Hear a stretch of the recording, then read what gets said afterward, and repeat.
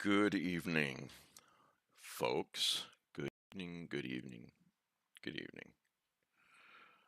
Gonna welcome to the regular Thursday night show. Sorry, it's Tuesday night. Welcome to the regular Tuesday night show where I read a horror story live. Well, it's live if you're watching on Tuesday night at 10 p.m. Eastern. If you're watching later, that's fine too. But if you watch live, you can listen at the same time as everyone else, and you can text chat with us while you listen.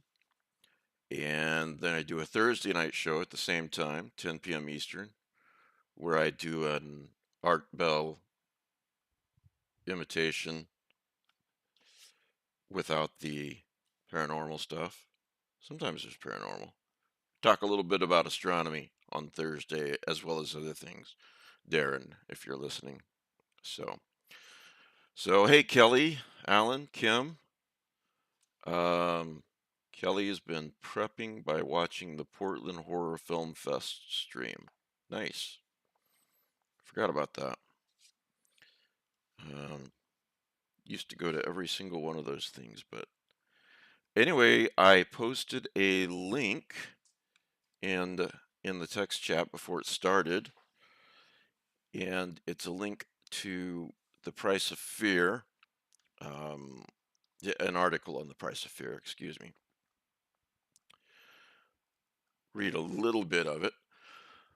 Having carved out a career as a master of the macabre and cinema's leading scare merchant in a series of 1960s lensed gothic chillers, and having played a rogues gallery of villains, scoundrels, and madmen on the big screen in the 40s and 50s, Vincent Price was ripe to get his own horror series in the 70s, especially on radio, which had always been the perfect medium for the veteran actor's magnificent, mellifluous voice.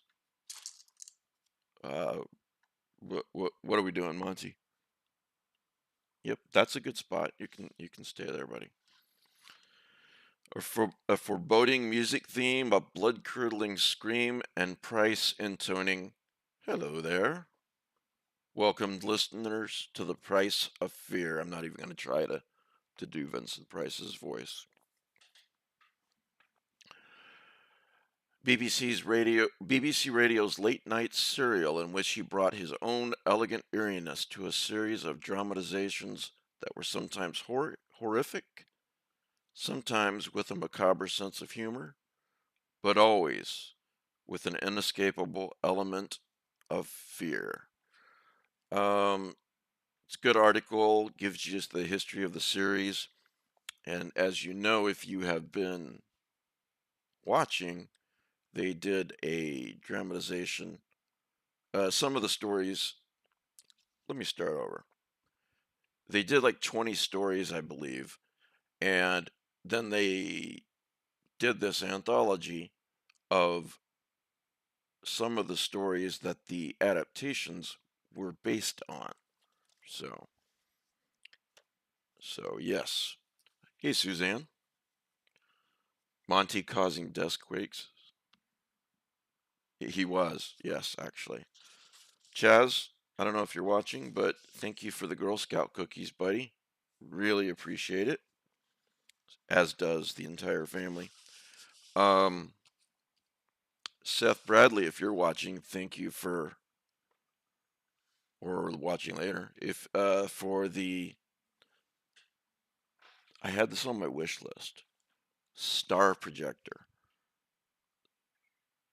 for the book house, and it arrived a few days ago, and I was going nuts, thinking I didn't buy this for myself, did I? I don't think I would have bought this for myself, and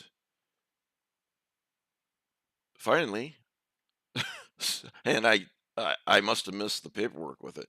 So Seth sends me a note and he goes, "Did you get my gift from your wish list, your Amazon wish list?" No, I don't think it does that, Kelly. but I'll take a picture after I get it set up. But yes, it is very, very cool. Hey, Frank. So it was nice to find out that I wasn't losing my mind. So, thank you for looking at my wish list and for sending me something, Seth. And Scott, thank you for the Amazon gift card. You guys are just you guys are too good to me. Thank you very much. Um, all links, including Patreon, um, and the new Facebook channel, which is really cool.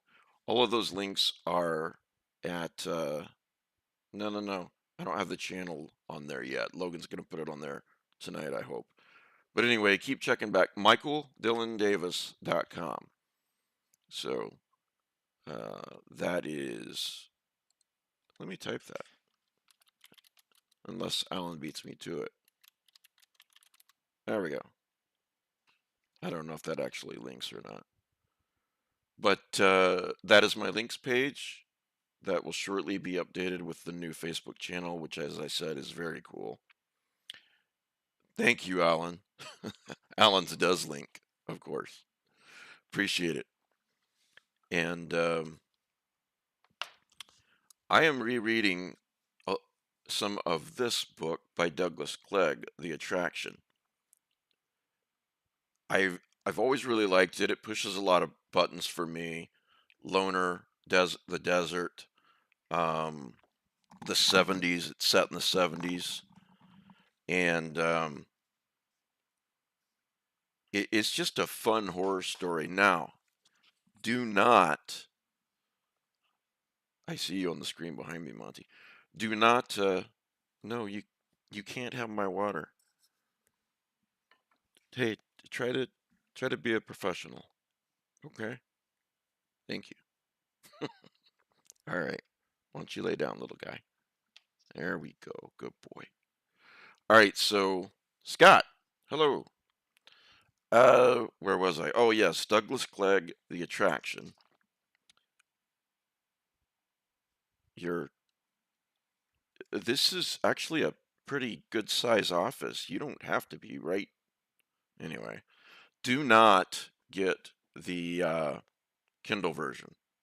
I don't know why, but they changed a few things and they made it a little bit more. It was like part of this coming of age series, which doesn't make sense to me because it's, as I said, set in the 70s and the protagonist is a college kid with his friends. And they go, oh, let me read it. Read the back.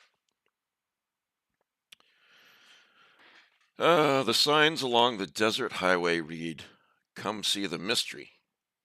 But some mysteries should remain buried forever. Charlie Goodrow, owner of the Breakdown Palace Gas and Sundries, tells anyone who stops for a fill-up about the mysterious attraction in back.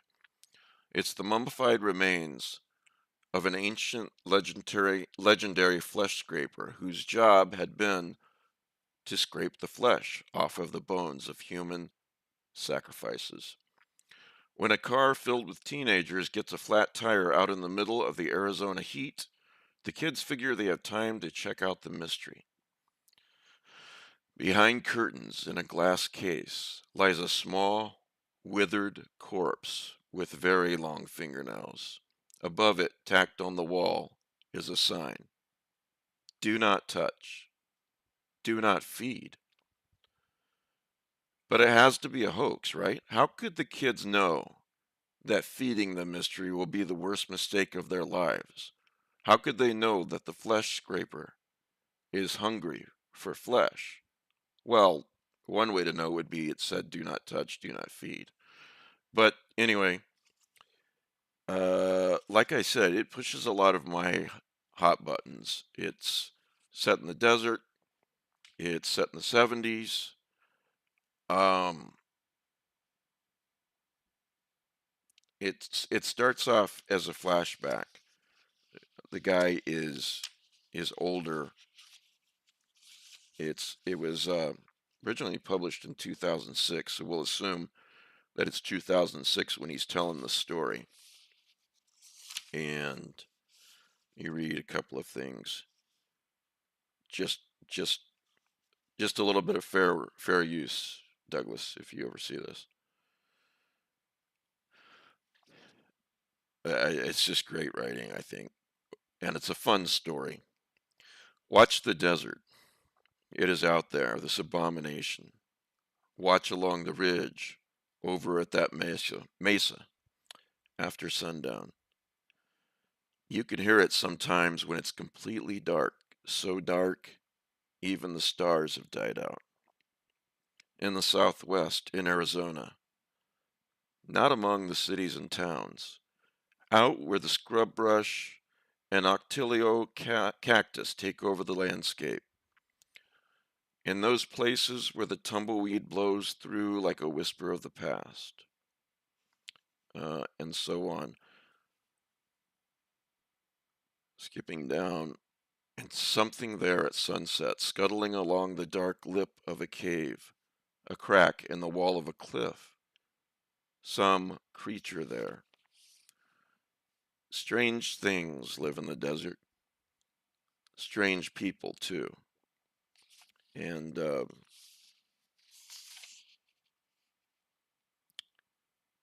what are the demons that drive us? For me, it's the past. Memory is my demon. When we are young, we do stupid things. There's no way around it. Um, and then he goes on, let me tell you. And then let's go back to the 70s. 1977, no cell phones. An old-fashioned pre-tech world, if you will. An innocent world that seemed guilty. A year of death, pardon, disco, and as the year wore on, gas lines. Anyway, I think you'll enjoy the story, the attraction, Douglas Clegg, but I cannot emphasize enough. Find this um, online somewhere, find the actual print book. Do not get the Kindle edition, but that is just my opinion. Um, so, as you know, there was no show on Sunday because of I was having some very painful dental issues, and I'm still in some pain, but not as much because I my wife made me go to the dentist yesterday morning. She made the appointment and said I was going whether I wanted to or not. So I did, and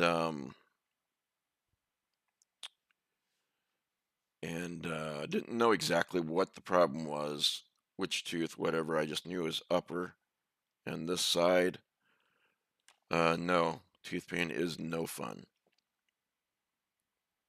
And so I was in the dentist chair.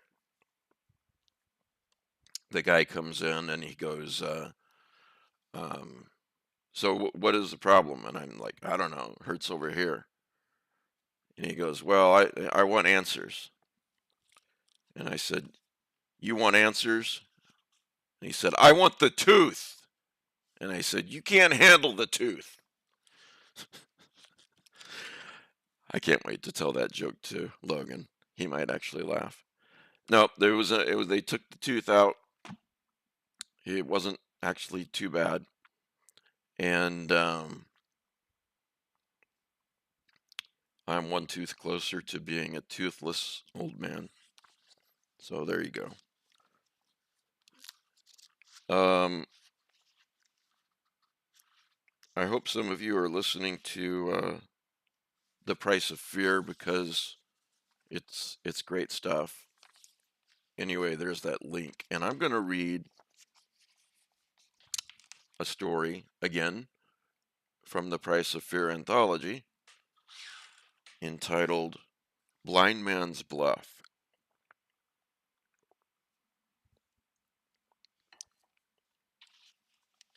So, and do pick up the attraction. I think you'll like it. It's just old-fashioned, I want to say kind of 80s type Stephen King horror. Uh, it's that kind of thing. It's fun. Blind Man's Bluff by William Ingram. Scott, are you in your office? Or are you doing dishes in the kitchen again? Arthur Sinclair was on his way to visit friends in a remote part of the West Country. Having the compartment to himself, he sat in his customary corner seat, facing the engine. For Arthur Sinclair, a creature of habit, was fastidious about such things. Middle-aged, comfortably off, Arthur Sinclair, half-completed crossword poised on his knee. Presentation, propelling pencil at the ready. I gotta turn down the air.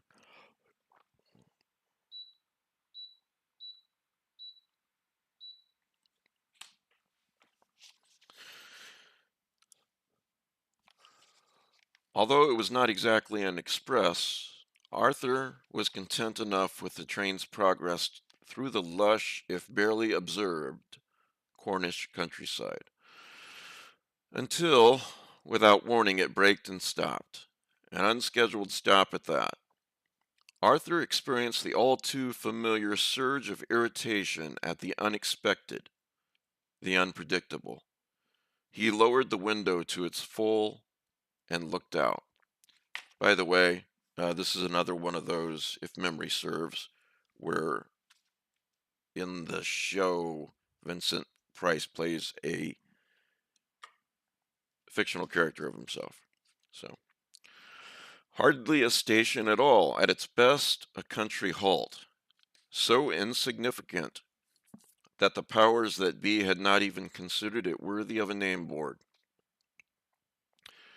The single, small shack, directly opposite, obviously served as ticket office and waiting room combined. No activity there, or for that matter, anywhere else. Discarded and rusting milk churns, an emaciated mongrel painting in the shade, the drone of bees.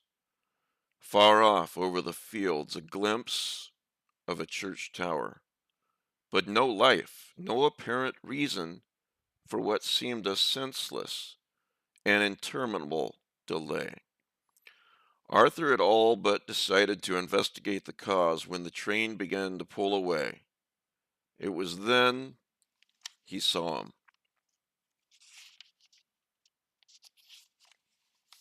Wow, Mr. William Ingram really likes to use ellipses.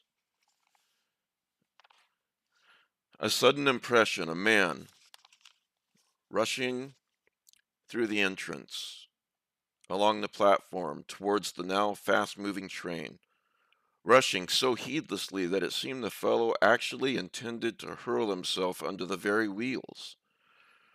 "Wait, I say, damn you, in the name of God, wait!" Instinctively, but most certainly against his better judgment,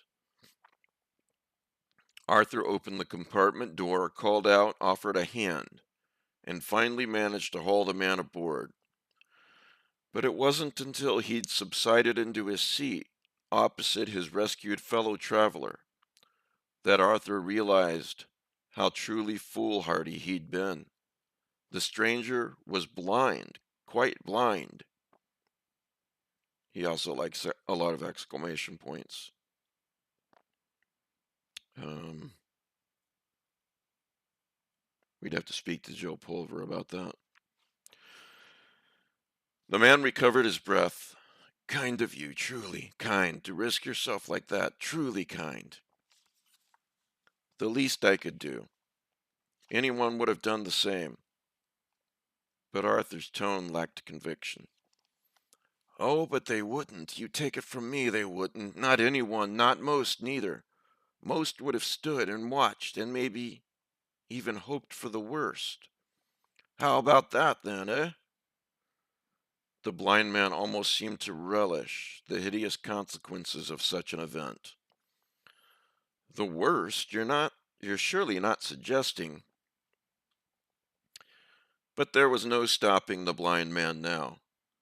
A missed footing, a sudden topple, a screech of brakes, and then they'd have all climbed out to sea. My God! To fill their putrid eyeballs. My God! The thing under the wheels. My God! The man paused, then added quietly, I know, you see. By God, how I know.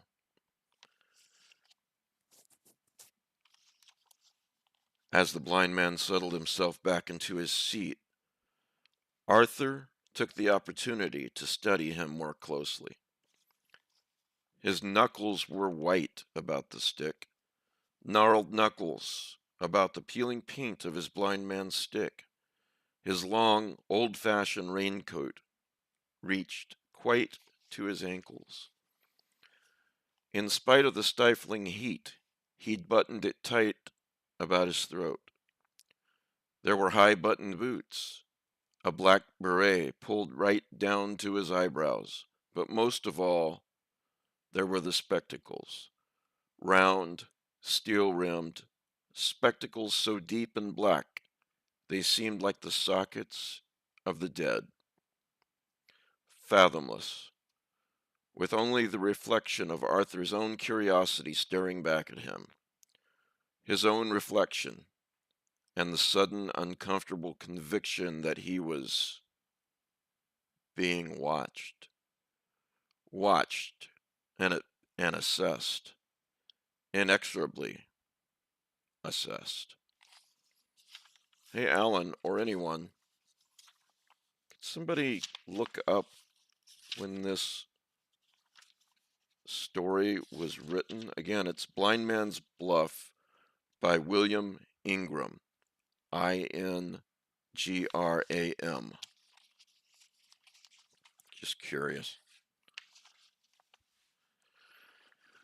It was the blind man who broke the spell between them. Oh, don't think I don't know why they wish it. I know fine why, all right.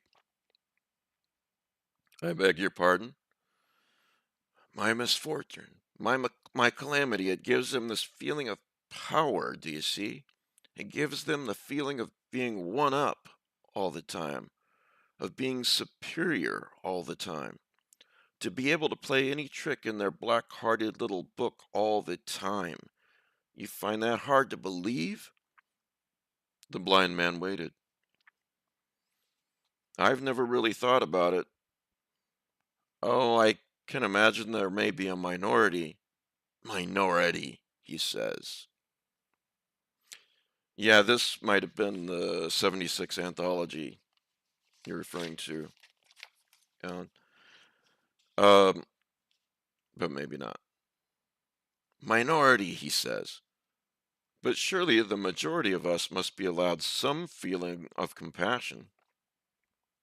Compassion, he says. Arthur tried again. The benefit of the doubt, then? Benefit of the doubt, he says. No, no doubt, kind sir. But the blind man's tone suggested contempt rather than compliment. Not for most. You're just sitting there comforting yourself with fine sentiments, kind thoughts. Outsider, looking in. The man sniffed. But for me, locked inside, not able to look out, well, let's just say in a position to know, isn't it? Arthur tried to get over his discomfort. I certainly never intended to presume that we were all alike. And foolish to assume, still you did offer a helping hand at risk to life and limb, I'll grant you that. For a moment, for a moment, the blind man's tone sounded almost kindly. Then, the old belligerence. Smoke then if you must. Well, are you damn well going to light up or aren't you? The uncanny fact was that Arthur had been craving for a cigarette the past few minutes. But how could the man have known? How could he possibly have known? The blind man laughed. Again, it was as though he were reading his thoughts. Perception. There's a toffee-nosed word for you, isn't it, kind sir? But bang on target, all right. Get on with it, then. Arthur took out his monogrammed cigarette case. His hands trembled as he opened it. The fact that the man must have been unaware of the fact did nothing to ease his embarrassment. Will you smoke too? He offered the case across. The blind man chose to ignore it. Perception. It's that gift that God gives us, specials, do you see, to make up for the things he's taken away. God or the devil, whatever. He waited for Arthur to light his cigarette before going on. But other things now, smell, touch, and read your mind like a book. So don't you ever get round to thinking different. But again, he seemed to regret, to relent. No, sorry for that. Not wanting to say that.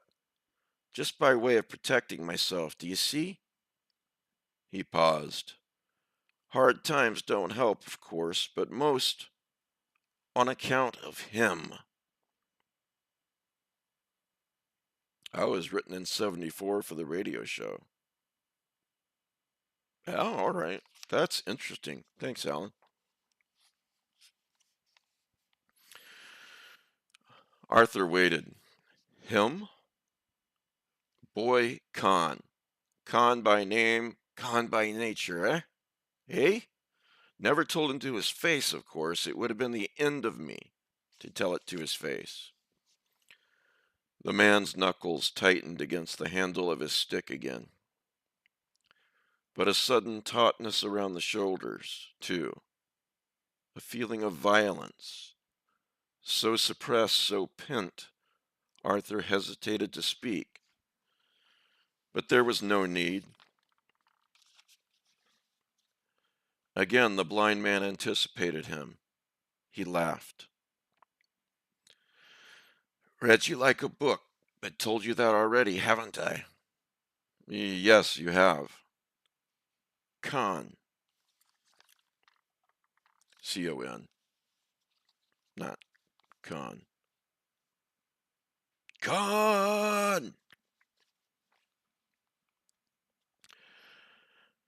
The train hooter sounded forlornly, but it did nothing to break the speech. Didn't, don't think about him anymore. Not a thing to be thought about, do you see? This con. Your friend, then? Oh, no. No friend. Never no friend. The man hesitated, though time passing and all begins to wonder if he wasn't sent. A means, maybe, of getting my own back. Revenge? The blind man nodded. This guy is really paranoid, let me tell you. Gone! The blind man nodded. His voice was quietly interior now. People. The world, the way it was decided for me. Happy once before Con. Mother. Home. Just small farm worker's cottage. Only home I'd ever known. Familiar to me, do you see? Familiar as the back of this hand. Important that. Knowing its every corner, every stair, the way every stick of furniture was arranged. And her never changing anything around. Gave me this feeling of security I couldn't have found nowhere else. She gave me that. My mother gave me that. I I can see what it must have meant to you. Oh, she paid for it, mine. Worked up at the big house. Not a mansion exactly, but Way she described it, near as it makes no difference. Hard work, bad pay, long hours. Again, the ruddy power of the strong over the weak, isn't it? But at least the stinking pittance they allowed kept the thatch over our heads, a sacrifice she was glad to make. Never did get over her death.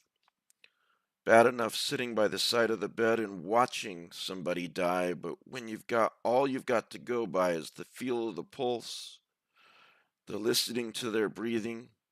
Hard, that. What did you do afterwards? First off, seemed no answer. A bit she'd managed to save, put on one side, like, well, soon gone, isn't it? Then one day I gets this idea, almost as though she'd meant me to get it. And a damn sound one it seemed at the time. Oh? Well, there was her room standing empty, wasn't there? A lodger, you mean? And why not, I thinks. The blind man leant closer. Lent? Leaned? Whatever. Eager to share the notion. Still plenty of harvest labor being taken up at the estate, all of them crying out for a place to lay their heads, and none of your ruddy barn loft either. A fair share of home comforts besides.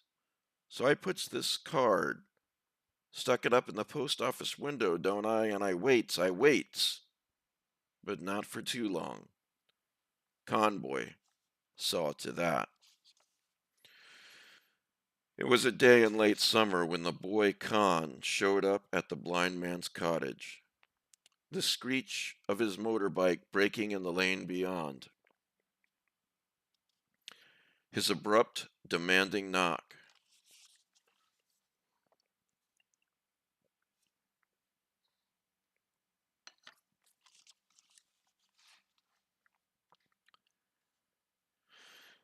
Then the cursory information that he'd spotted the blind man's notice and had put himself out to come for a look-see. And even as he asked it, pushing past, the clatter of his boots along the passage, up the stairs now, and then anticipating the door of the room that was to be his own. Hi.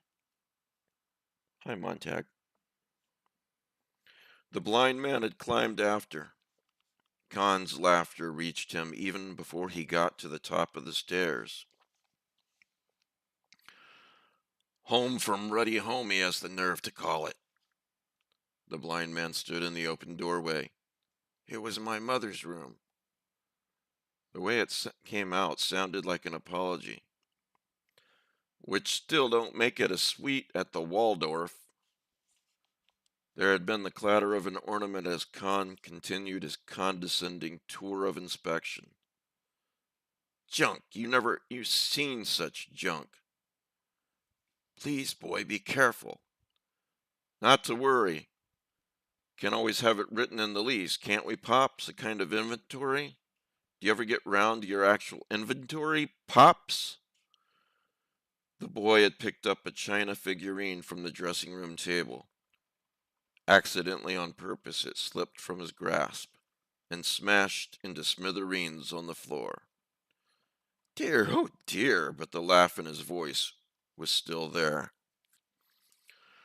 Well, there's that one little item we won't need to be worrying our heads about. Please, boy. But the boy was already moving away. In the name of God, let's have this window open. The whole ruddy place stinks of mothballs. A moment of silence in the room now. Only bird song from the garden below. But for the blind man, the uneasy feeling that something was already being asked, no, demanded of him. But what? In the name of God, what? Hey, pal. Hey, buddy. The boy came back from the window. He opened the wardrobe door and the slightest whiff of stale lavender as he examined the contents. The blind man forced himself to speak. There's the rent to be considered, of course. The asking price can wait, Pops, but if I were to move in, oh, there'd be changes, all right. The boy closed the wardrobe door hard as he pronounced it. I see. Well, for the love of God, Pops, you honestly didn't think I don't do that, please. Monty, you are a... Oh my gosh, you're a dork.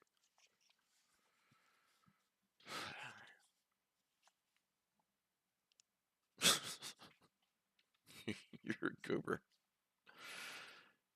You honestly didn't think I'd be moving in and just taking your old lady's place, did you? Taking over the nurse companion bit just where she'd left off? If it's the white stick and Alsatian dog kick you're after, you should have tried getting it straight right from the start. As far as my handicap goes, the man could not complete it. Well, then, I think I'm self sufficient. Yeah, he is on a terror tonight. And now the boy was laughing out loud. Oh, sure you are. Notice that the way you groped yourself across that landing just now. Well, then, the boy had moved in closer. It's been some time since my mother's death. Well, some time. And how about the way you tumbled across that chair the minute you set foot through the door, Pops? Just a touch of the old circus act for my benefit, I suppose, eh? Eh, Pops? But not my fault. Strange, this need to defend, to justify himself. When she was ill, there was this nurse. She rearranged some of the furniture in view of the special circumstances, you understand? Oh, I understand, Pops. The boy's voice dropped almost to a whisper. The $65 question is, do you? I'm sorry? And the boy's hand was suddenly on his shoulder, a gentle yet inescapable pressure. Dumb as well as blind? Well, I'm asking you, Pops, if you finally get around to persuading me to move into this rat-ridden garret, do you honestly think, excuse me, do you honestly know what you'd be letting yourself in for? Potluck at the best, and at the worst. The blind man tried to move away. The boy's grip remained firm. You're making it sound like some kind of threat. Oh no, a promise, Pops. Changes. But then it all comes down to that in the end. And the garden beyond the window seemed suddenly full of silence. A train whistle, the rushing dark of a tunnel brought Arthur back to the reality of the moment. And after dark, and after the dark to the blind man opposite him again.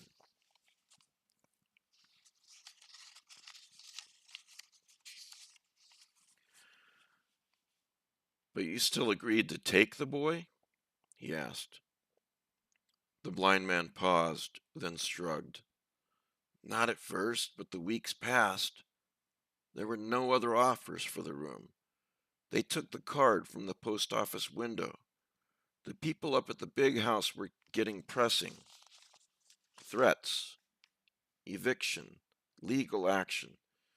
The only routes I had, you see. No choice. I see.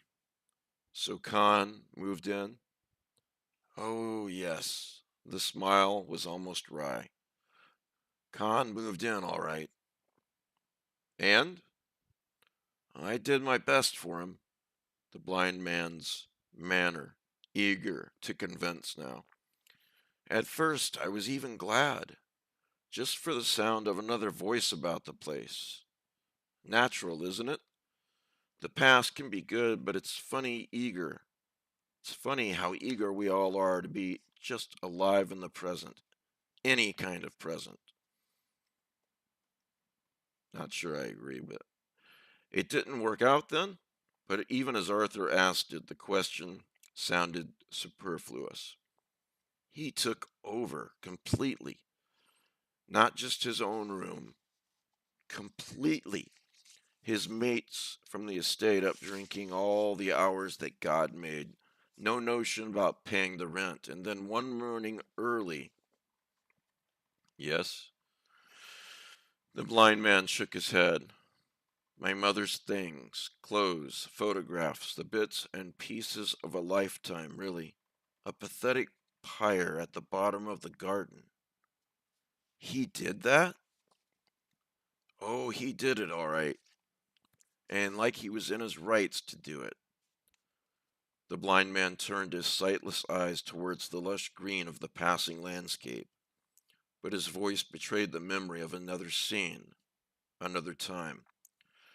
Arthur could all but feel the choke of smoke, Con's laugh, and the boy's voice taunting the blind man across the blaze. Sorry, this tooth removal has really tired me out.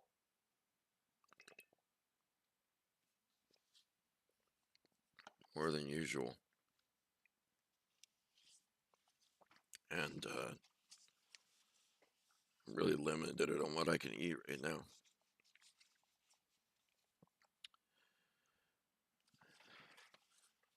Stink, Pops. That's all you've got here.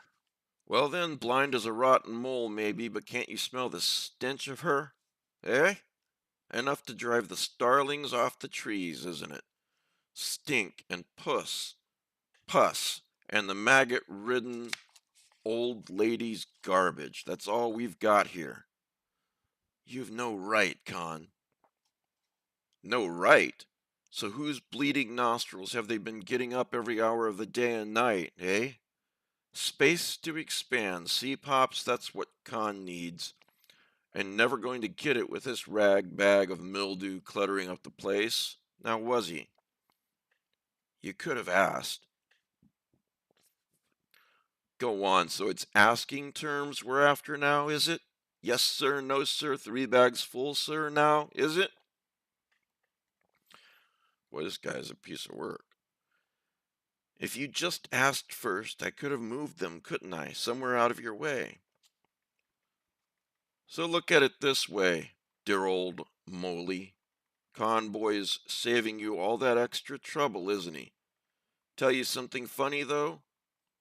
Couple of weeks back, I damn well goes putting myself out trying to sell the stuff.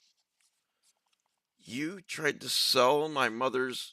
Con joined the blind man now, his voice gently taunting. That scrap merchant Sharker the other side of the village? And the old man's voice breaking. You had no rights. Back to rights now, are we, Moley? None. Go easy, Moley. Less you'd like to join the blaze, that is. Right old scarecrow you'd make of it. Fancy your Guy Fawkes a bit early this year, then? And the tears shamelessly coursing from the blind man's eyes now. Why, Con? Why? The boy's reply frightening in its deadness. Kinks, kicks. But then, you haven't a clue in hell what I'm on about, have you, Moley? Something you've never going to get around to, Moley. Like tonight, for instance, me and my mates. A right old drink up just for starters.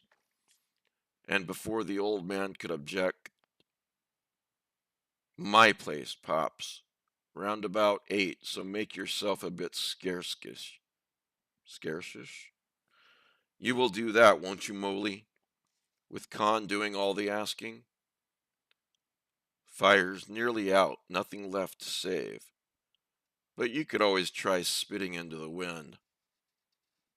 Just dead embers now, and the boy's laughter, still ringing in the blind man's ears, long after he'd left him and returned to the house. In the rattle and sway of the compartment, Arthur waited for the blind man to regain his composure. But no tears now, a pain too deep for tears. More a silent scream, soul muted, trapped. And yet you did nothing? Arthur asked. The blind man sighed. I could have gone to the police. Should have gone to the police. I see that now. But when you've been dependent on the strength of others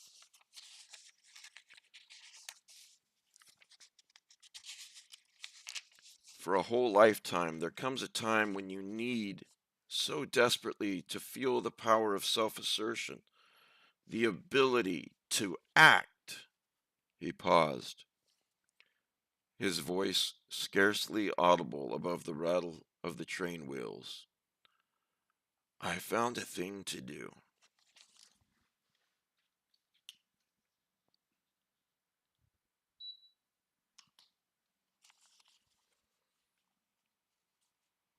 Well then, winter was coming. The cottage was fitted for gas. Even got Con a gas fire for his bedroom. Very sensitive to cold was Con. It burned all hours of the day and night, and sometimes he even let it burn while he slept. So, one night I simply turned it off. Arthur failed to see the significance. You mean you went into his room and turned it off? The blind man's reply was flat, impersonal. Oh, no. At the mains. At the downstairs mains. Well then?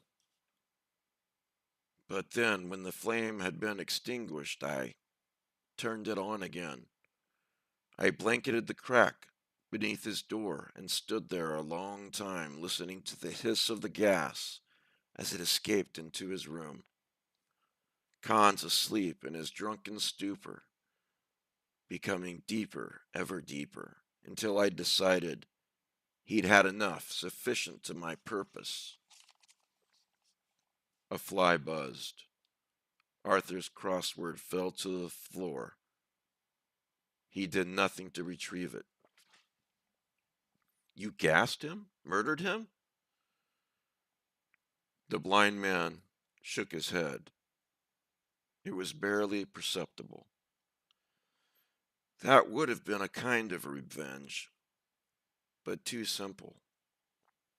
I hated him, but there's a need beyond hate. He was quite unconscious when I went into him, as deeply as unconscious as if he were under anesthetic. I hauled him from the room down the stairs. There was this cellar, you see. In the old times, it had been used for storing apples, vegetables. Now, it was quite empty. Its only entrance was through a trap door, set into the flags of the kitchen floor, but long hidden by a chest, used for storing the kindling. I pulled the chest one side, opened the trap, lowered the body in. The dank smell of damp, the scurry of a rat. And it was as though the blind men were back there reliving it all again and transporting Arthur with him. You left him there? Not at once. One more thing to do, you see, to give him a taste of the affliction he'd mocked and made fun of over those long months. I went to my mother's neat front parlor. Her work basket was on the small window table just where she'd left it.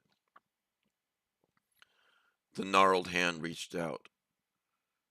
The long steel bodkin needle, the stout, gut-like thread exactly suited my purpose. I returned to the cellar, and there, in the eternal dark, which proved no handicap now, I sewed up his eyes, kind sir, stitch by stitch, neatly, methodically, upper lid to lower. I sewed up his eyes,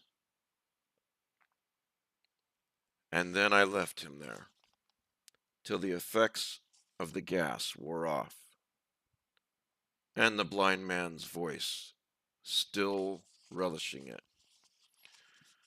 My final irony, kind sir, my final triumph. In the deep, dank dark, he'd search for the door.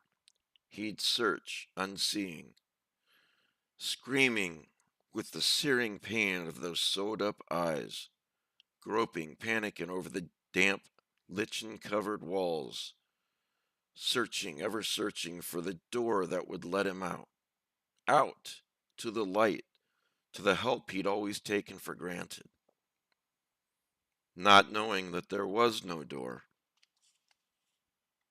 that the only way out was not in the walls, but through the trap door not 3 feet above his head, a trap door securely bolted and weighted down by the heavy oak kindling chest. I left that night. I never went back.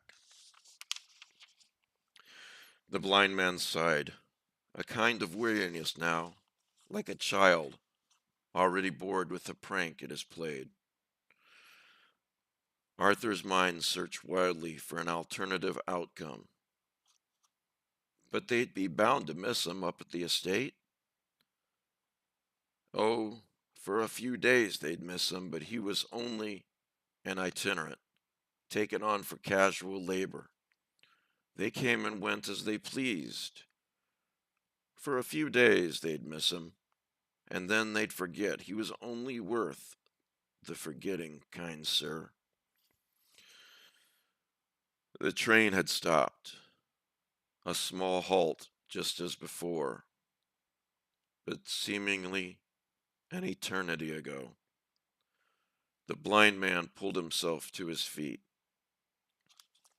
Arthur opened the door and helped him down to the deserted platform. For a single brief moment, the blind man seemed to study him. He raised the opaque blackness of his glasses, and there seemed to be a smile in the milk-white clouded eyes, the ghost of a smile.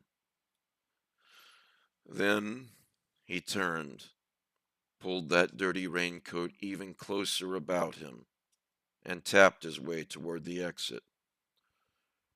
The tap-tap of his stick mingled with the birdsong. Arthur Sinclair's train pulled away into that green, bright world of trees and fields beyond.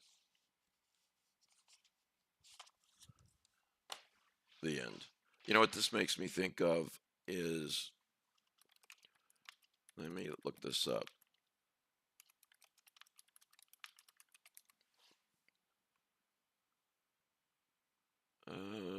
Okay, it's a movie. It's a 2006 film called The Night Listener, starring Robin Williams. I knew nothing about it when I watched the film. I didn't watch the trailer, and you should not either. In fact, you shouldn't even look it up. You should just rent it. It is creepy as hell. The Night Listener, Robin Williams. And if you watch the trailer or read anything about it, you'll be doing yourself a disservice, believe me, because there are it is a really creepy film. There are some surprises in there, and It's really, really good. And who doesn't love Robin Williams? You know, it's he really was a great dramatic actor too. You know, not just a comedian, but a hell of a comedian. So anyway, guys, thanks for joining me um, on this Tuesday night. I hope you liked the story, and I'll figure out what I'm gonna read for next Tuesday, and I will see you on Thursday night. Okay, so see you Thursday night at 10 p.m. Eastern. Good night.